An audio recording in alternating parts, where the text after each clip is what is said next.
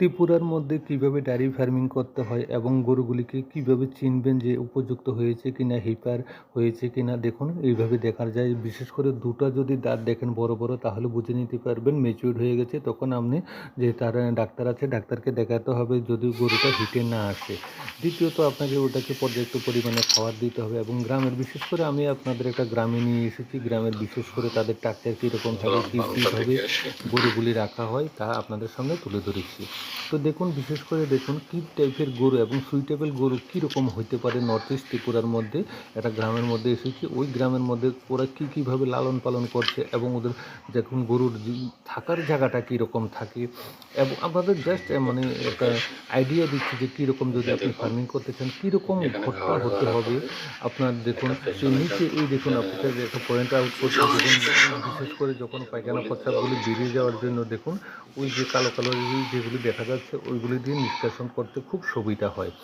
এবং ওপরের ছানিটা কীরকম থাকবে এবং সামনের যাতে গরুটা বাঁধা যায় দড়ি দিয়ে, তার জন্য কীরকম সিস্টেম থাকবে তা আপনাদের সামনে পুরো ডিমনস্ট্রেট দেখাচ্ছি এবং লাইভ দেখাচ্ছি।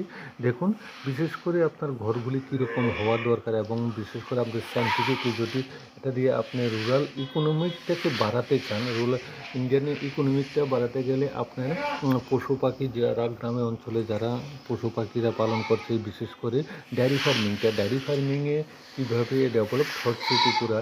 এবং দেখুন ওইটা জলের পাত্র, এটা ওই যে মাঝখানে দেখা যাচ্ছে জলের পাত্র, এটাকে কীভাবে দড়িটা দিয়ে কীভাবে রোপ বাঁধা হয়, ওটাকে কন্ট্রোল করে রাখা হয় গরুকে। এবং এগুলি বাছুর, এটার বাছুর আছে, এটা হলো জলের পাত্র। দেখুন কীভাবে জল রাখা হয়, এটা হচ্ছে খের যাকে বলা হয়। এরকম বিশেষ করে ধান থেকে নেওয়া হয়, ধানটা সারিয়ে যেই জায়গাটা হয় কাণ্ডটা, এটাই এখানে থাকে। এখন দেখুন গরুটিকে এবং কি সুন্দর করে রাখা হয়েছে। এবং নিচের জায়গাটা দেখুন ফ্লোরের সিস্টেম আছে, ইট বিছিয়ে রাখতে পারেন, তাহলে আপনাদের সুবিধা হয়।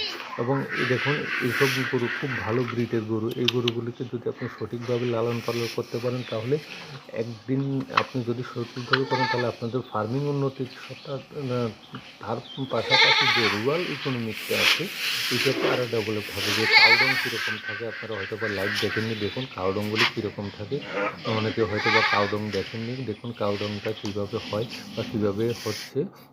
দেখুন বিশেষ করে গ্রামের অঞ্চলে মানে যেগুলি মিনি ফার্মিং বলেন, যারা কীভাবে গরুকে পালন করছে এবং কীভাবে খাদ্য স্টোর করছে, পেছনে স্টোরের জায়গাটা আছে। তো এগুলি হলো বিশেষ করে, এগুলিকে এন্ডি কাউ বলা হয়। তাই আপনাদের যদি প্রশ্ন থাকে যে এন্ডি কাউ কীরকম থাকে, তাহলে এন্ডি কাউ এরকম থাকে। অনেক সময় লাইভ স্টক সেন্সাসের মধ্যে আপনারা একটা কনফিউশন হয়ে যান কোন গরুটা। এটা হলো একটা কাফ আছে, এটা আছে এটা হিটার এখনও আছে।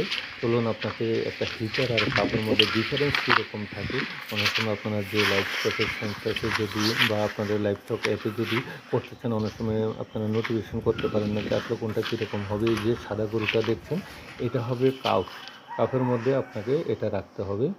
এটা হোয়াইটে আপনি কালারও কম্বিনেশন করতে পারেন। অনেক সময় কালারও কম্বিনেশন থাকে যে কী কালার হবে, তাহলে আপনি ওইখানে যে আপনাদের অ্যাপ আছে, অ্যাপের মধ্যে কালারটা আপনি সাদা দিয়ে দেবেন। বিশেষ করে এখন বর্তমানে যে লাইভস্টক সেন্সাস চলছে ত্রিপুরার মধ্যে খুব জোরালো আকারে, ওই লাইভস্টক সেন্সাসে যদি গরু নির্ণয় করতে না পারেন, এটাকে ক্রস ব্রিড বলা হয়। এখন ক্রস ব্রিড কীরকম থাকে দেখুন, এটাকে ব্রাউন আর একটু হালকা সাদা আছে, এই কালারটা আপনি কম্বিনেশনে বলতে পারেন। এবং দেখুন কীভাবে কন্ট্রোল করা হয়, আপনার দড়িটা কি সুন্দর করে বাঁধা হয়। এরকম যদি দড়ির আপনি বাঁধার সিস্টেমটা দেখতে চান, তাহলে আমার পরবর্তী ভিডিও বানিয়ে দেবো। আপনাদের কমেন্টের উপর নির্ভর করবে। দেখুন বিশেষ করে আমি আরেকটা ফার্মারের বাড়িতে এনেছি, ওই ফার্মাররা কীভাবে গরুগুলি রাখা হয়। দেখুন জলের পাত্রগুলি অবশ্যই কি সুন্দর থাকে, যেটাকে ওইখানে লোকাল ভাষার নান্দা বলা হয়। তাই আপনি দেখুন গরুগুলিকে কীভাবে খুব যাতে আবহাওয়াটা সঠিকভাবে ওদিক ওদিকে চলাচল করতে পারে, সেটাকেও আপনি লক্ষ্য রাখতে হবে। এবং খাদ্য স্টোর কীভাবে করছে দেখুন, এবং জলের পাত্রগুলি কী রকম রাখছে। এবং সামনে দেখুন সমস্ত কিছু আপনাদের এক দুটা ছাগলও পালতে পারেন। এবং যদি আপনাদের উপর যে ছাগল কীভাবে পালন করবেন, ছাগলেরও আলাদা আছে। আর ছাগল পালন আমার হিসেবে অ্যানালাইসিস করে দেখা গেছে গরুর থেকে ছাগলের বেনিফিট খুব আলাদা। যদি ইকোনমিকটাকে আরও বাড়াতে চান, তাহলে ছাগলের ফার্মিং করতে পারেন। এটা দেখুন খাওয়ার পাত্রগুলি খুব সুন্দরভাবে মানে গ্রাম গ্রামীণ অঞ্চলে যে বিভিন্ন কায়দায় কীভাবে খাওয়ার খাদ্যগুলি করা হয়, এইগুলি খুব দেখুন কিছু খাদ্য ঘাস যেটাকে বলা হয় গ্রিন ঘাস, ওই গ্রিন ঘাস এখানে আনা হয়েছে। গ্রিন ঘাসগুলি এইভাবে বাইরের থেকে বিভিন্ন জমি থেকে কালেকশন করা হয়, ওটাকে ওরা বলা হয়, ওরাতে দিয়ে আনা হয়, আনার পরে এইভাবে রাখা হয়। তারপর দেখুন এটাকে হিটার বলা হয়। এগুলি কাপ আছে, এগুলি ক্রস জার্সির মধ্যে আছে, এই দুটোই ক্রস জার্সি আছে। এই ক্রস জার্সির কাপের মধ্যে এগুলি আছে, এগুলির বয়স আছে, এটার আছে 4 বছর, আর সামনেটার আছে 4 মাস, এটাকেও ওটা 4.5 মাস। আর দেখুন খাওয়ার স্তরগুলি আমি বিশেষ করে দেখাচ্ছি গ্রামে যেটা খুব প্রচলন, যেটাকে খ্যার বলা হয়। ওই খ্যারগুলি কীভাবে রাখা হয় স্টোরের যে নিচের জায়গাটা দেখুন, যাতে কোনো না হয়। তারপরে সবুজ ঘাস অনায়াসে পাওয়া যায়, সবুজ ঘাসও বাড়ির সাইডে রাখা হয়। রৌদ্র, কিছু ভিটামিন ডি এর দরকার আছে, তাই রৌদ্রটাও হালকা সকালবেলা রৌদ্রটাও লাগাতে পারেন।